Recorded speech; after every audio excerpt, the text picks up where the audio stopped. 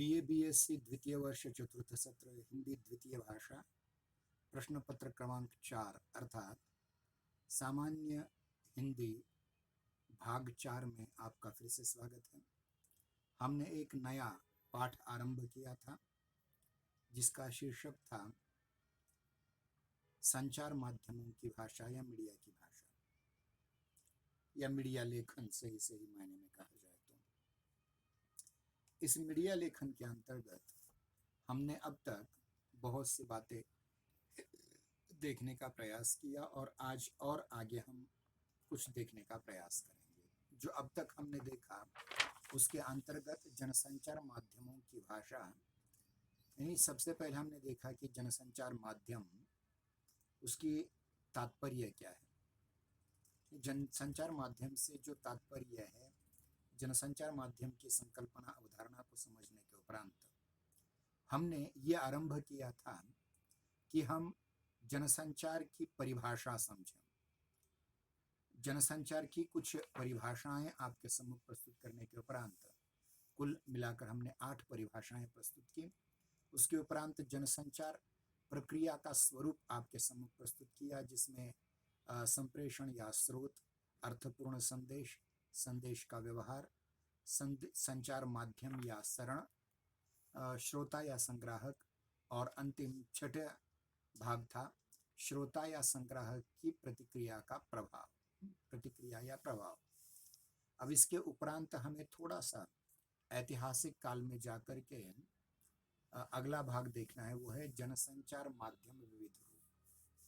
तो आज आरंभ करते हैं एक नए पाठ को, इसी के अंतर्गत जिसका शीर्षक है, हाँ बोलो बोलो, नमस्कार, हाँ ठीक हूँ, जरा पीरियड में हूँ, बाद में फोन करता हूँ आपको।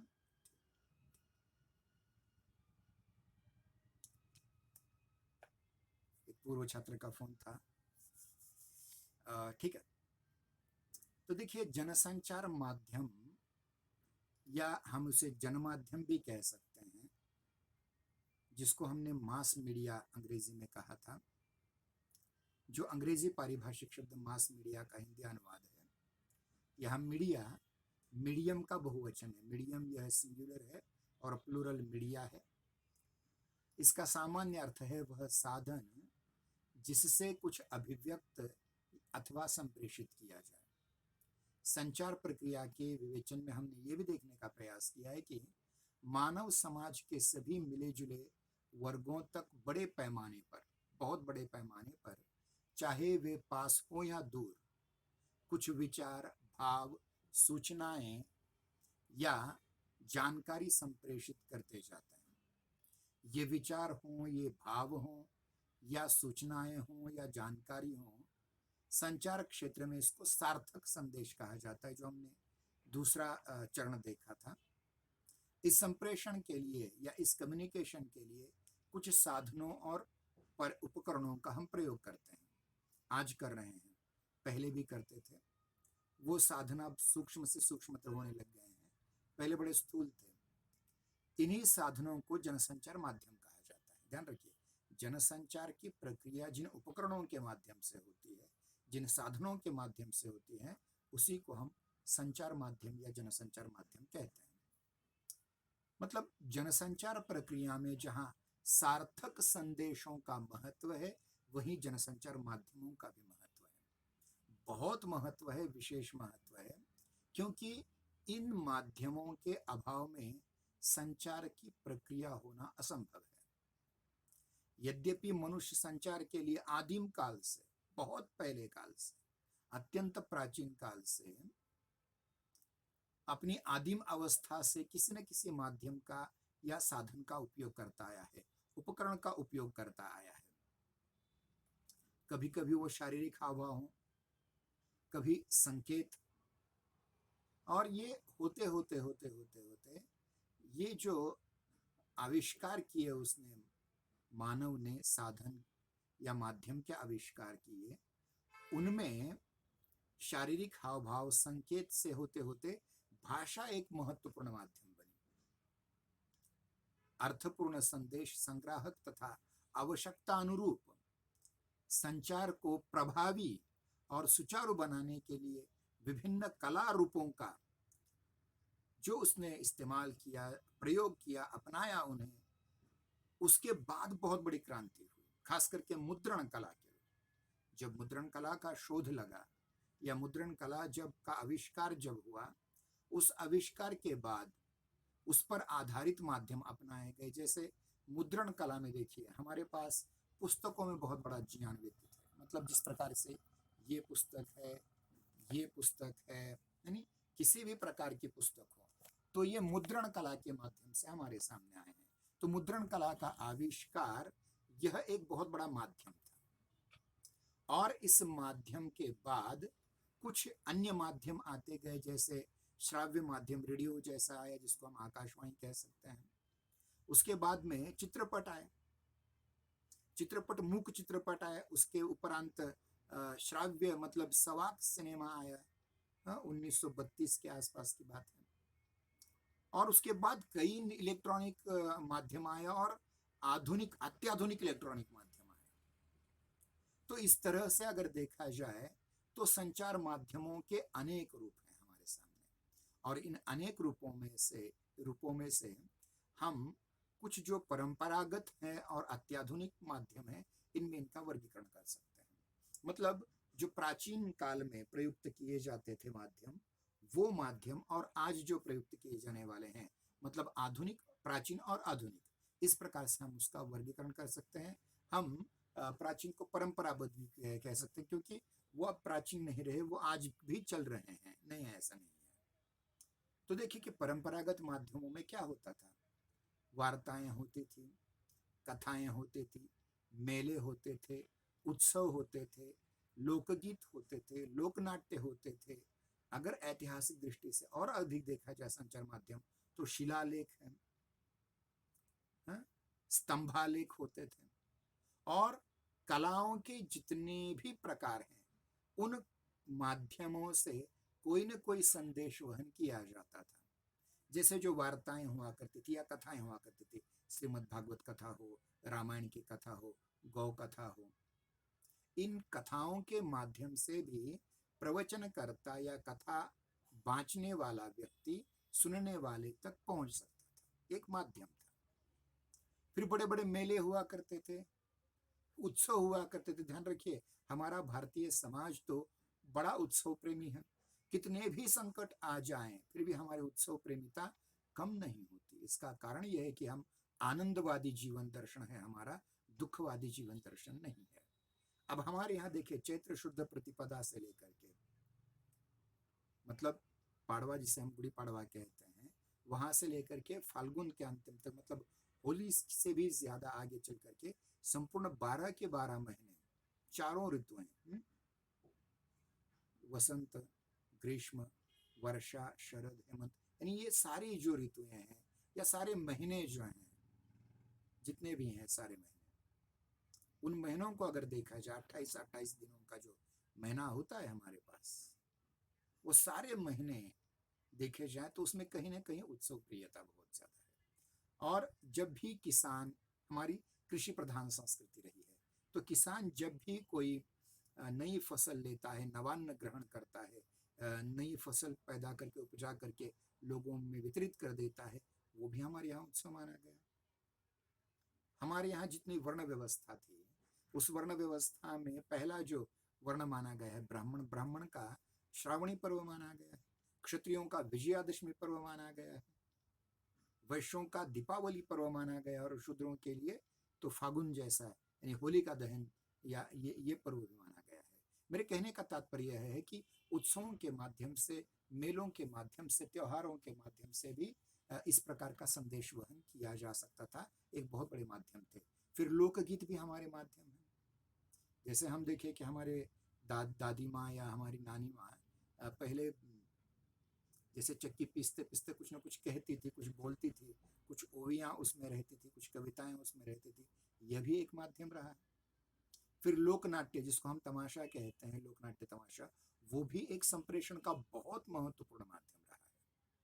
अब उसको थोड़ा सा श्रृंगारिक दृष्टि से उसमें से हटा करके देखी जाए तो उसमें संदेश वहन की बहुत प्रबल शक्ति थी।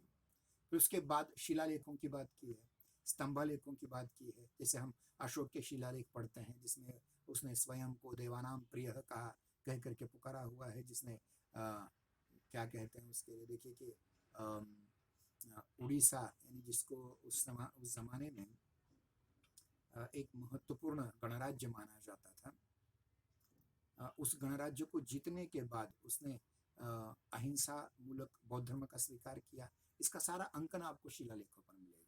ये परंपरागत रंग से है। और कलाएं, सभी कलाएं, मैं तो कहता हूं कि जो छोटी मोटी कलाएं हैं, बड़ी कलाएं, वास्तुकला हो, चित्रकला हो, संगीत कला हो, मूर्ति कला हो, साहित्य कला हो, सभी कलाओं का मूल रूप है संप्रेषण, अपने विचारों की अभिव्यक्ति किसी न किसी माध्यम से। एक और महत्वपूर्ण बात, ये जो ललित कलाएं हैं मैंने अभी जो गिनाई, वास्तुकला हो, मूर्ति कला हो, चित्रकला हो, संगीत कला हो, साहित्य कला हो, इन के अलावा भी अन्य कलाएं थी जो जन्मजात पद्धति से अन्य लोगों के पास आती थी, मतलब अपने माता पिताओं से प्राप्त होती थी। जैसे बढ़ई की कला है, नाई की कला है, स्वर्णकार की कला है, चमार की कला है, लोहकार की कला है। तो इन सभी कलाओं के माध्यम से देखिए उन्हें जो कुछ बनाया, उस बनाने में कुछ अक्षर डाल दिए, कुछ चिन्ह डाल दिए, ताकि अगली पीढ़ी के पास उनका ज्ञान चला जाए। ये भी बहुत बड़ा माध्यम था। तो ये हुई बात प्राचीन काल के या परंपरागत माध्यमों की। लेकिन आधुनिक माध्यमों की जब हम बात करते हैं तो हमें बहुत महत्वपूर्ण दृष्टि से पहली आती है डाक प्रणाली। मुझे संदेश वहन के लिए, मतलब एक गांव में बैठा हुआ व्यक्ति अपने किसी दूसरे रिश्तेदार को अपना संदेश देना चाहता है तो डाक विभाग के माध्यम से, पोस्ट कार्ड या पॉकेट के माध्यम से या अंतर्देशीय पत्र के माध्यम से या रजिस्ट्री डाक के माध्यम से कर सकता था यह प्रयास। मतलब 1857 में जब बहुत बड़ी क्रांति हुई और उसके उपरांत आप जानते हैं कि लॉर्ड डलहौजी ने जो रेल का सॉरी जो डाक का और बेतार के तार का आरंभ किया, उसके माध्यम से बहुत सी बातें हमारे सामने आती हैं। फिर हम देखते हैं कि मुद्रित माध्यम आ गए और इन मुद्रित माध्यमों में समाचार पत्र होते थे, मतलब उसमें समाचार पत्रों में भी दैनिक, उसके उपरांत साप्ताहिक, पाक्षिक, मासिक और उसके उपरांत अर्धवार्षिक, वार्षिक इत्यादि उसके अलग नियतकालिक हुआ करती थी, पत्रिकाएं हुआ करती थी, हेडबिल और अन्य इस प्रकार के बहुत सारी पुस्तकें भी इसके अंतर्गत आ जाती हैं मुद्रित माध्यमों के रूप में। लेकिन जब हम इलेक्ट्रॉनिक माध्यम की बात करते हैं तो इसमें सबसे पहले श्रव्य माध्यम आया। इस श्रव्य माध्यम को हम देखते हैं कि उसके कहा जाता है रेडियो। रेडियो, उसके उपरांत टेलीकॉम, उसके उपरांत cellular, radio paging, teleprinter वगैरह वगैरह सारे आ गए। और दृश्य के अंतर्गत नक्शे होते थे पहले, आलेख हुआ करते थे, चित्र हुआ करते थे। अब इन चित्रों को ही बाद में क्या कहते हैं उसके लिए, देखिए दृष्टि सातत्य नाम की एक अवधारणा है और दृष्टि सातत्य के माध्यम से अनेक चित्र लगातार साथ आते गए और उससे फिल्में बनने लग गई। पहले वो मूक फिल्में हुआ करती थी, बाद में सवाक फिल्में होने लग गई। मतलब 1913 में दादा साहब फाल्के जी ने पहली मूक फिल्म बनाई, राजा हरिश्चंद्र। उसके आधार पर एक बहुत महत्वपूर्ण फिल्म हरिश्चंद्राची फैक्ट्री मराठी में निर्मित हुई जो ऑस्कर तक पहुंच गई। उसके उपरांत 1931-32 के आसपास सवाक फिल्में बनने लगी और सवाक फिल्मों में मराठी, हिंदी, उर्दू, तमिल, तेलुगु, मलयालम, यहाँ तक कि भोजपुरी जैसी भी फिल्में जो हिंदी के बोली भाषा के रूप में है, ये भी बनने लगी। और दृष्टि सातत्य का एक और महत्वपूर्ण आविष्कार हमारे सामने आता है वो टेलीविजन के रूप में। और टेलीविजन, उसके बाद फैक्स जैसा एक माध्यम आ गया, कंप्यूटर आ गया, वीसीआर आ गया, इंटरनेट आ गया और आज जानते हैं आप यूट्यूब है, बहुत सारे माध्यम आ जाते हैं। एक मिनट।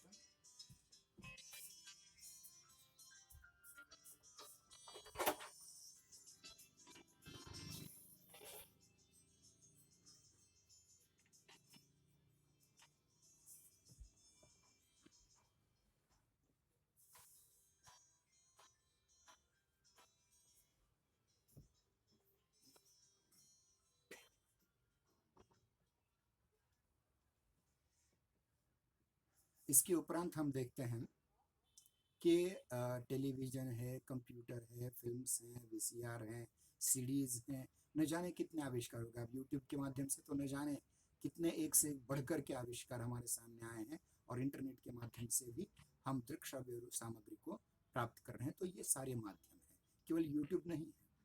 इसके उपरांत देखिए, आज ओटीटी प्लेटफॉर्म्स बहुत सारे आ गए हैं। मैक्स प्लेयर जैसा है, या फिर अमेज़न जैसा है, अमेज़न प्राइम है, या अब उसमें ज़्यादा मैं उसके जन्म डिटेल में जाना नहीं चाहता, लेकिन ये सारे माध्यम हमारे सामने आते हैं जो अत्याधुनिक इलेक्ट्रॉनिक माध्यम के रूप में हमारे सामने आते हैं।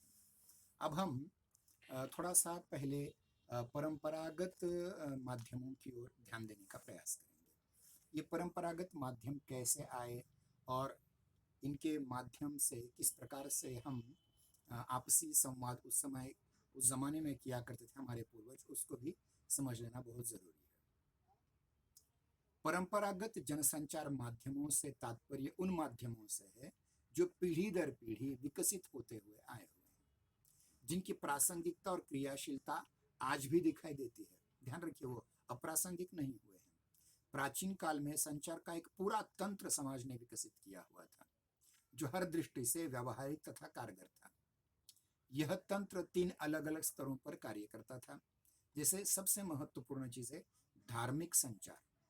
मतलब किसी धर्मगुरु को अपनी बात कहनी है, तो वह अपने मत को मानने वाले लोगों को, मतलब उनके अनुयायियों को, या उस धर्म या उस मत के अवलंबियों तक वह अपनी बातें पहुंचाता था। फिर दूसरा था राजसत्ता का माध्यम। राजसत्ता, जो भी राजा हुआ करते थे, बादशाह हुआ करते थे, सुल्तान हुआ करते थे, इन्होंने भी अपना एक संचार माध्यम रखा था। और उसके उपरांत एक तीसरी चीज होती है लोक संचार माध्यम। मतलब जो धर्म सत्ता और राजसत्ता से अलहिदा सामान्य लोग, जिसमें ज्यादातर, मतलब जिसका राजाओं से कोई मतलब नहीं है, धर्मों से कोई लेना देना नहीं है, संप्रदायों से कोई लेना देना नहीं, ऐसे लोग भी अपनी स्वयं की एक जनसंचार माध्यम की जनसंचार की प्रक्रिया, लोक संचार की प्रक्रिया चलाते थे। इसमें से हम देखेंगे पहले धार्मिक संचार माध्यम। ध्यान रखिए, दुनिया के जितने भी धर्म हैं, जितने भी संप्रदाय हैं, जितने भी मत हैं, जितनी भी उपासना पद्धतियां हैं, उसमें धर्म गुरुओं को बहुत महत्व दिया जाता है। जैसे हिंदुओं में आज शंकराचार्य जी की जयंती है, वैसे उसी प्रकार से अगर देखा जाए तो अलग अलग धर्म के अलग अलग कुछ न कुछ धर्म गुरु होते हैं, जिनको एक आदर का स्थान होता है। और ये धर्म गुरु संचार तंत्र नियमित और प्रभावी रूप में सबसे पहले विकसित हुआ। नहीं, दुनिया में देखिए, अपने धर्म का प्रचार प्रसार करने के लिए, अपने धर्म का या अपनी उपासना पद्धति का प्रचार प्रसार करने के लिए धर्म गुरुओं ने जिन तंत्रों का अध्ययन किया, जिन तंत्रों का प्रयोग किया, वो बहुत महत्वपूर्ण माध्यम थे। इनकी सबसे बड़ी विशेषता है कि इनका कार्यक्षेत्र बहुत व्यापक होता है। ध्यान रखिए, आप चाहे किसी भी राष्ट्र में रहिए, आप चाहे किसी भी राज्य में रहिए, लेकिन आपका धर्म जो है, आपकी जो उपासना पद्धति है, आपको एक सर्वव्यापक इंसान बना देती है। यानी कार्यक्षेत्र बहुत व्यापक होता है धर्म का। धर्म प्रचारक दूसरे देशों में भी जाया करते थे। ध्यान रखिए, जैसे हम जानते हैं कि बौद्ध धर्म का प्रचार करने के लिए स्वयं सम्राट अशोक ने अपनी पुत्री संघमित्रा और पुत्र महेंद्र को श्रीलंका भेजा था, उसके बाद जापान भेजा, वगैरह वगैरह। तो इस प्रकार से केवल बौद्ध धर्म की बात नहीं कहता। अगर हम स्वामी विवेकानंद की बात कहें, स्वामी विवेकानंद जो आधुनिक उदाहरण आपके सामने रखता हूँ, कि स्वामी विवेकानंद जी ने जाकर के, केवल अकेले स्वामी विवेकानंद नहीं, अनेक धर्मों के, उस समय जितने भी धर्म थे, 1893 की बात कर रहा हूँ मैं, जितने भी धर्म थे उन सबका शिकागो सम्मेलन हुआ था, और वहाँ प्रत्येक ने अपने अपने धर्म का प्रचार प्रसार किया, जिसमें विवेकानंद एक महत्वपूर्ण व्याख्याता के रूप में हमारे सामने आए, और बहुत सारे अमेरिका और इंग्लैंड वालों ने उनका शिष्यत्व ग्रहण किया। कहने का तात्पर्य है कि धार्मिक प्रचार प्रसार का माध्यम भी बहुत महत्वपूर्ण, आज भी बहुत महत्वपूर्ण यह एक माध्यम बन चुका है। उसके उपरांत हम देखते हैं कि पुराणों में एक महत्वपूर्ण ऋषि का उल्लेख होता है, नारद, जो सभी जगह संचरण किया करते थे। इधर की बातें उधर, उधर की बातें इधर। अब हो सकता है कि वो देवों दानवों में युद्ध लगाते थे वगैरह, इन सारी चीज़ों को हम छोड़ दिया जाए, लेकिन वो माध्यम बहुत महत्वपूर्ण है। इसीलिए ध्यान रखिए, पत्रकारिता के आद्य पुरुष के रूप में नारद का नाम लिया जाता है और पत्रकारों को सर्वोच्च पुरस्कार दिया जाता है, वो देवर्षि नारद पुरस्कार दिया जाता है। तो एक प्रकार से ये देवलोक और मानव लोक में एक प्रकार का संचार का माध्यम बना करते थे। और धार्मिक संचारों के माध्यम के रूप में सबसे महत्वपूर्ण चीज होती है वो कीर्तन। अब देखिए, कीर्तन का मतलब ये होता है, अब वो कीर्तन चाहे वारकरी संप्रदाय का हो या कीरत सबद कीरत सिख संप्रदाय का हो या प्रवचन जैसे हो, वार्ताएं हो, चित्र हो, शिल्प हो, मंदिर हो। और मंदिर में ज्यादातर प्रवचन हुआ करते हैं, मंदिरों के अहाते में होते हैं, मंदिरों के अहाते से बाहर भी हुआ कर सकते थे। और उसमें देखिए कि अधिकतर इसमें साहित्य का प्रयोग किया जाता था, मतलब अभंगों का, मंत्रों का, श्लोकों का, जितने भी हमारे पूर्वजों ने धार्मिक ग्रंथ लिखे हुए हैं उन ग्रंथों में लिखे हुए शब्दों का, खास करके श्लोकों का, मंत्रों का, अगर वेद मंत्र हो या फिर अगर अगर मुस्लिम धर्म की दृष्टि से देखें तो आयतें, कुरान की आयतें पढ़ना, उसका प्रवचन करना, उसको विश्लेषण करना। ध्यान रखिए कि इसमें एक महत्वपूर्ण संचार की एक ऐसा तंत्र विकसित हो जाता है जो प्रत्येक के हृदय से संबंध, क्योंकि प्रत्येक व्यक्ति जन्मतः किसी न किसी धर्म के प्रभाव में होता है और वो आगे चल करके उस धर्म में अच्छा नाम भी कमा सकता है। और जो निधर्मी लोग स्वयं को कहते हैं, ध्यान रहे, स्वयं को निधर्मी कहते हैं, वो भी अपना इन संचार माध्यमों का ये प्रयोग करते हैं, जैसे भाषण, प्रवचन है या किसी अन्य प्रकार से भी। मतलब अपने अपने विचारों का, अपनी अपनी भावनाओं का, अपनी अपनी मान्यताओं का प्रचार प्रसार करने का बहुत बड़ा माध्यम ये धर्म और धार्मिक विधियां हैं। और उसमें सबसे ज्यादा प्रयोग किया जाता है साहित्य का, क्योंकि आप समझिए वेद भी एक साहित्य है, मतलब गायत्री, त्रिष्टुप, अनुष्टुप छंदों में लिखा गया वो आखिर साहित्य ही है। रामायण महाभारत भी साहित्य जो श्लोकों के माध्यम से आ जाता है, जिसमें अनुष्टुप छंद, मंदाक्रांता छंद वगैरह का प्रयोग किया जाता है। उसी प्रकार से कुरान की आयतें हैं, उसी प्रकार से बाइबल के वर्सेस हैं। तो ये कहने का ये तात्पर्य है कि, और ये सारे के सारे ध्यान कैसे रखे जाते हैं, कुछ न कुछ तर्ज उसमें होती है। मतलब देखिए कि अगर गीता का कोई श्लोक अगर कोई पढ़ रहा है तो उसमें एक सुमधुर प्रकार की एक लय होती है, उसके ताल होता है, एक स्वर होता है, यानी एक संगीत होता है। मतलब साहित्य कला और संगीत कला का जितना उपयोग धार्मिक क्षेत्र में किया गया है शायद किसी अन्य क्षेत्र में नहीं किया गया। इसीलिए वो साहित्य, वो संगीत और वो धर्म शाश्वत हुए हैं जिन्होंने इनका उपयोग किया है। देखिए, कीर्तनों में भी होता है, शब्दों में होता है, एकत्र आकर की गई प्रार्थना में होता है, नमाज में होता है, बपतिस्मा में हो सकता है, या किसी विशिष्ट धार्मिक पर्व की जगह, जैसे कि क्रिश्चियनों का धार्मिक पर्व जो नाताल या जिसे हम क्रिसमस कहते हैं वो होता है, वहाँ लोग एकत्र आते हैं, वहाँ में आदान प्रदान हो सकता है, होता है। प्रत्येक धर्म की बात मैं कर रहा हूँ, किसी एक धर्म को मैं झुटला नहीं रहा हूँ, किसी एक धर्म का समर्थन नहीं कर रहा हूँ। प्रत्येक धर्म में धर्म गुरु जो होते हैं, वो हिंदुओं में चाहे ब्राह्मण हो या संत हो, साधु हो, मुस्लिमों में सूफी संत हो या मौलाना हो, या क्रिश्चियनों में फादर हो, या उनके अपने दोनों संप्रदाय जो क्रिश्चियनों के हैं, रोमन कैथोलिक और प्रोटेस्टेंट, या अन्य भी हो सकते हैं, या मुस्लिमों में भी 72 फिरके हैं, उनके भी अलग अलग धार्मिक कुछ न कुछ व्यवहार होते रहते हैं, कुछ न कुछ उपदेश दिए जाते हैं, कुछ न कुछ उनकी भी नियमावलियां होती हैं जिनके माध्यम से ये सारे धार्मिक कार्य आगे बढ़ते हैं। और मेरे विचार में मैं ये कहना चाहता हूँ कि प्रत्येक धर्म उस महान विशाल मानवता की ओर प्रत्येक को ले जाता है। यानी प्रत्येक धर्म की जो मूल अगर साझा कुछ तत्व देखें तो उन सब में बहुत सारी समानताएं, सिमिलैरिटीज मिलेंगी, और इनका प्रचार करना ही उन लोगों का उद्देश्य था। तो ये रहा धार्मिक संचार माध्यम से।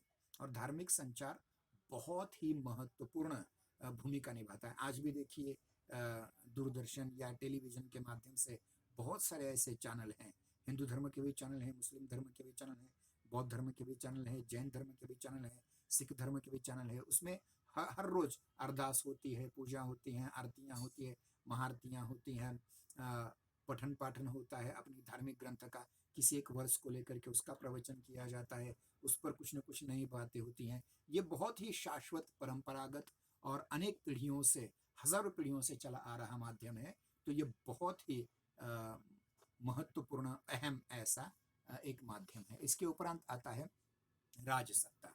ध्यान रखिए, धर्म सत्ता जितनी व्यापक है उतनी राजसत्ता व्यापक नहीं होती, लेकिन फिर भी राजसत्ता बहुत लोगों को प्रभावित कर सकती है, क्योंकि उसके हाथ में कायदा होता है, उसके हाथ में विधि विधान होता है, उसके हाथ में सजा देना और किसी को माफ कर देना जैसी बहुत सी बातें होती रहती हैं।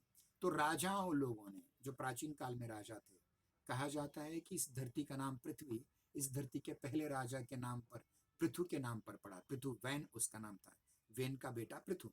तो पृथु ने जो उस समय जो राजसत्ता, उसके पहले कोई राजा नहीं था, उस समय लोग आपसी व्यवहार के नियमों से ही एक दूसरे का नियमन करते थे, राजा की आवश्यकता नहीं थी। लेकिन जब राजा की आवश्यकता हुई तो पृथुवैन्य को राज्य दे दिया और ये धरती पृथ्वी कहलाई, क्योंकि संपूर्ण पृथ्वी पर उसका राज्य था। तो ये राजाओं का जो संचार तंत्र है वो राजनीतिक शक्ति के माध्यम से और उसकी राजनीतिक क्षमता के अनुरूप होता है। मतलब किसी एक राजा, कोई एक राजा जो छोटे भूभाग पर राज्य करता है, उसकी सैनिक शक्ति भी सीमित है, उसके मंत्रियों की शक्ति भी सीमित है, उसकी प्रजा की संख्या भी सीमित है, तो वो दुर्बल राजा कहा जाएगा। लेकिन जो राजा जिसका अधिक पृष्ठभूग पृष्ठ पर राज होगा वो अधिक बलवान माना जाएगा, जिसके पास अधिक सत्ता होगी, जिसके पास अधिक सैन्य शक्ति होगी, वो अधिक माना जाता। और जिस राजा की जो राजा अधिक शक्तिशाली, उसके पास अधिक जनसंचार के माध्यम हुआ करते थे, ये भी सत्य है। और देखिए कि ये राजा किस प्रकार से अपने राज्य में संचार करते थे। अगर राजा को कुछ कहना होता था, वो जनता से संपर्क करना होता, तो क्या करता था, मुनादी देने वाली, इसको मराठी में कहते दवंडी, ऐसे व्यक्ति को हर गांव में भेजा करता था और वो जनता से के संपर्क में रहा करता था। मुनादी देना, दवंडी देना, ढोल पीटना, डुग्गी पीटना जिसे कहते हैं, डुग्गी पीट करके लोगों को एकत्रित किया जाता था। अब समझिए एक चौराहे पर 100-200 लोग एकत्र हो गए, प्रत्येक व्यक्ति को अलग अलग घर में जाकर के समझाने की जगह एक ही गांव के चौराहे पर लोगों को बुला करके डुग्गी पीट करके लोगों को बुला करके एक ही संदेश देना, ये इस प्रकार का एक परंपरागत राजनैतिक सत्ता का संचार माध्यम हुआ करता था। मतलब समझिए, राजा को कोई नया कर बिठाना है या पुराना कर समाप्त करना है, राजा को कुछ और जनता से चाहिए, या राजा कोई बहुत बड़ा आयोजन करना चाहता है, या राज्याभिषेक करना चाहता है अपने बेटे का, युवराज्याभिषेक करना चाहता है, ये सारा हर धर्म के राजाओं में यानी ये चलता था। चाहे वो मुस्लिम सुल्तान हो, मंगोल सुल्तान हो, बाद में आए हुए बादशाह हो, या अंग्रेजी राज सत्ता लोग, तो इसमें जितने भी पुरातन काल के लोग हैं या मध्य युग में, तो इस प्रकार से डुगडुगी बजा करके या डुग्गी पीट करके या ढोल पीट करके वो एक संदेश दिया करता था, जब राजा अपनी बात उन लोगों को बताने की कोशिश करता था। अब देखिए, इनके अलावा राजा अपनी कीर्ति को अक्षुण्ण रखने के लिए अपने पर काव्य लिखवाता था, स्वयं के पराक्रम पर काव्य लिखवाता था, शिलालेख लिखवाता था, स्तंभालेख लिखवाता था, नाणी जिसे कहते हैं ना, मुद्राएं, स्वर्ण मुद्राएं, जिस पर अपना नाम छपवाता था, मुद्रित करता था।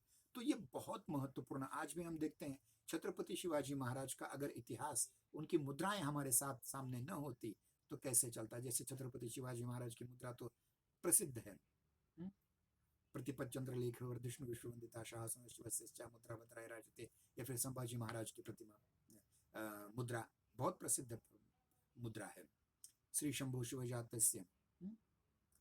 तो ये जो इस प्रकार की मुद्राएं होती हैं, जो नाणी होते हैं या सिक्के होते हैं, इन सब के माध्यम से भी राजा, तत्काल का राजा आज भी हमारे हृदय पर राज करता है।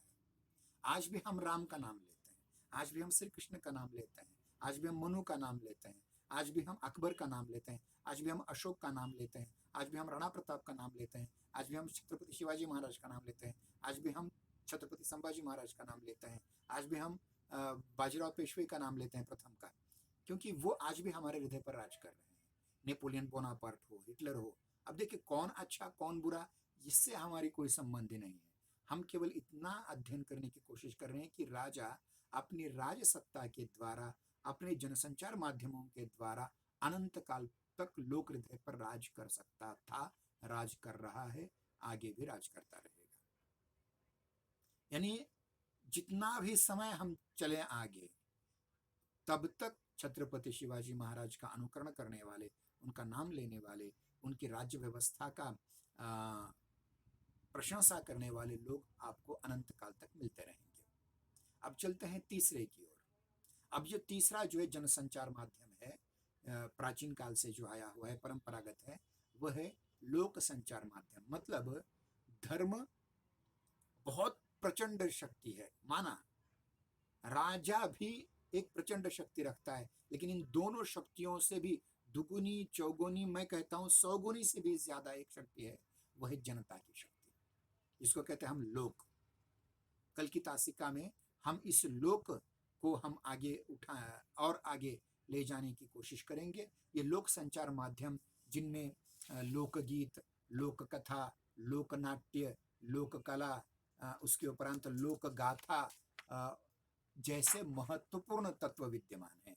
और सारी कलाएं, उदाहरण के रूप में अगर कह दिए जाएं, राजस्थान में आज भी बड़े बड़े राजाओं के युद्धों का वर्णन, उनके विवाहों का वर्णन, उनके पराक्रम का वर्णन कठपुतलियों के माध्यम से होता है। बहुत बहुत बड़ा माध्यम। या अगर देखा जाए कोंकण में दशावतार नाम के नाटक का प्रकार होता है, वो बहुत लोकनाट्य महत्वपूर्ण है। अगर लोकनाट्य की दृष्टि से कर्नाटक को देखा जाए तो यक्षगान बहुत ही महत्वपूर्ण नाटक है। दक्षिण भारत में देखा जाए तो कुडियट्टम है, कुचिपुड़ी है, ये भले ही शास्त्रीय नृत्य हो, लेकिन आए तो हैं अंततः लोक के माध्यम से। तो इन सभी चीजों को समझना बहुत जरूरी है। और मैं आगे चलकर यह कहूंगा कि हमारे लोकमानस का सबसे ज्यादा निर्माण अगर कोई करता है तो वो हमारा ये लोक संचार माध्यम है। ये हमारे छोटे मोटे लोक गीत हैं, लोक कथाएं हैं, लोक कलाएं हैं, लोक नाट्य है, लोक गाथाएं हैं। इन सभी को पढ़ते पढ़ते पढ़ते पढ़ते हमारे एक समग्र सामाजिक राष्ट्र पुरुष की निर्मित होती है। इसलिए हम कल की तासिका में इस लोक संचार माध्यम को लेकर के आगे चर्चा करेंगे। और उसके उपरांत परसों की तासिका में हम देखने का प्रयास करेंगे कि आधुनिक जनसंचार माध्यम कैसे आए और उनका किस प्रकार से अध्ययन हमें करना चाहिए। तो इनका संक्षिप्त इतिहास भी आपके सम्मुख रखेंगे। और मेरी आपसे गुजारिश है कि और भी छात्रों को सम्मिलित करने का प्रयास कीजिए, क्योंकि बहुत सी बातें हैं जो हम आमने सामने पूछ सकते हैं। और मैं बार बार कह रहा हूं कि जो बात आपकी समझ में न आए, आप हमारे व्हाट्सएप ग्रुप पर कभी भी प्रश्न पूछ सकते हैं। हम 24 घंटे आपके लिए उपलब्ध हैं। कभी भी, कुछ छात्र ऐन परीक्षा के वक्त प्रश्न पूछते हैं जो गलत है। अगर आपको सचमुच आपके मन में कोई शंका है तो आप परीक्षा से पहले रात, यानी किसी भी समय मेरा फोन, मेरा व्हाट्सएप जारी है, कभी भी आप ये प्रश्न पूछ सकते हैं। लेकिन कृपया करके परीक्षा के समय मत पूछा करो। अभी परसों दिन थोड़ा सा इस प्रकार का कटुत्व आ गया। ये कटुत्व अवश्यंभावी है, क्योंकि एक अध्यापक को परीक्षा में मदद करने का अधिकार नहीं है। परीक्षा से पहले आप जितना भी संत्रस्त कीजिए, कभी भी फोन कीजिए, कभी भी मैसेज कीजिए, कभी भी पूछिए, कोई हर्ज नहीं है। और ध्यान रखिए कि मेरी, कम से कम मैं अन्य अध्यापकों के बारे में नहीं जानता, लेकिन कम से कम मेरी प्रत्येक तासिका, चाहे एक छात्र क्यों ना आ जाए, उसकी वीडियो रिकॉर्डिंग मैं करके रखता हूँ और उसकी यूट्यूब लिंक आपको भेजता हूँ, जिसके माध्यम से आप इसको बार बार देख सकते हैं। क्योंकि बहुत बार ऐसा होता है कि अगर हम फोन नहीं उठा पाए, किसी कारण से संदेश आपका पढ़ नहीं पाए, तो ये जो रिकॉर्डिंग पहले की हुई है उसके माध्यम से आप बहुत सारी शंकाएं आपकी दूर हो सकती हैं। और अगले सोमवार से हम अब तक जो कुछ पढ़ाया उसकी PDF आपके व्हाट्सएप ग्रुप पर भी डालेंगे, ताकि पढ़ने में भी आपको मजा आएगा, सुनने में भी मजा आएगा, और अध्ययन करने में भी एक प्रकार से एक सुविधा आपको उपलब्ध हो जाएगी। आज के दिन यहीं रुकते हैं, समय हमारा समाप्त हो रहा है। फिर से कल लोक संचार माध्यम को लेकर के हम चर्चा करेंगे। जय हिंदी, जय नागरी, धन्यवाद।